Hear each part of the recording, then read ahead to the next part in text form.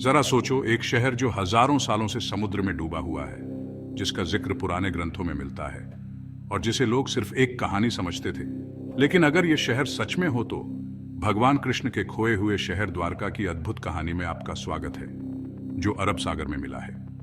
भारत के गुजरात के तट पर स्थित माना जाता है कि यह द्वारका नगरी भगवान कृष्ण का घर था, जैसा कि महाभारत में बताया गया है। सदियों तक इसे एक मिथ माना जाता था, जब तक कि हाल ही की खोजों ने इसे सच साबित नहीं कर दिया। 1983 में भारत के राष्ट्रीय समुद्र विज्ञान संस्थान ने डॉ. राव के नेतृत्व में एक अविश्वसनीय अंडर वाटर आर्कियोलॉजिकल मिशन चलाई। उन्हें एक डूबे हुए शहर के अवशेष मिले जो प्राचीन ग्रंथों के वर्णन से मेल खाते थे। उन्होंने जो पाया वह इतिहास को हमेशा के लिए बदल देगा।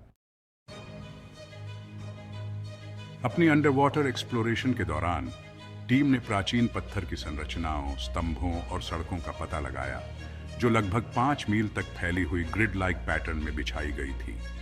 इन संरचनाओं को इस तरह से बनाया गया था कि उस समय के लिए उन्नत इंजीनियरिंग दिखाई देती थी। अवशेषों में गोलाकार पत्थर, मिट्टी के बर्तन और यहां तक कि औजार भी थे, इस बात का प्रमाण कि यहां कभी एक समृद्ध सभ्यता थी। सबसे खास खोज, एक मुहर जिस पर 3 सिर वाला जानवर बना हुआ है और दूसरी नक्काशी जो महाभारत के प्राचीन वर्णनों से मेल खाती है। ये मुहरें इस बात का प्रमाण थीं कि यह कोई साधारण शहर नहीं था, बल्कि वास्तव में पौराणिक नगरी द्वारका थी। लेकिन हम कैसे जानते हैं कि ये खंडहर हजारों साल पुराने हैं?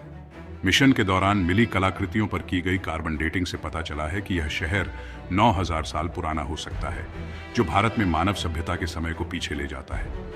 यह सीधे तौर पर प्राचीन ग्रंथों में वर्णित उस समय से मेल खाता है जो भगवान कृष्ण के युग का वर्णन करते हैं। पानी के नीचे शहर की खोज करना आसान नहीं था। टीम को गहरे गोता लगाना पड़ा, पानी के तेज बहाव और कम दृश्यता से जूझना पड़ा। लेकिन उनकी दृढ़ता ने आधुनिक पुरातत्व में सबसे महत्वपूर्ण खोजों में से एक को जन्म दिया। इस खोज से न केवल द्वारका शहर के अस्तित्व का प्रमाण मिलता है, बल्कि भारतीय इतिहास के बारे में हमारी समझ को भी नया रूप देता है। यह दर्शाता है कि भारतीय सभ्यता जितना हमने सोचा था, उससे कहीं अधिक उन्नत थी। शहर नियोजन का ज्ञान, इंजीनियरिंग और व्यापार, सब कुछ था। तो क्या द्वारका सिर्फ एक कहानी है? यह मिशन साबित करता है कि प्राचीन भारत के किस्से सिर्फ कहानियां नहीं हो सकते हैं, वे एक शानदार सभ्यता के भूले हुए इतिहास की एक झलक हो सकते हैं।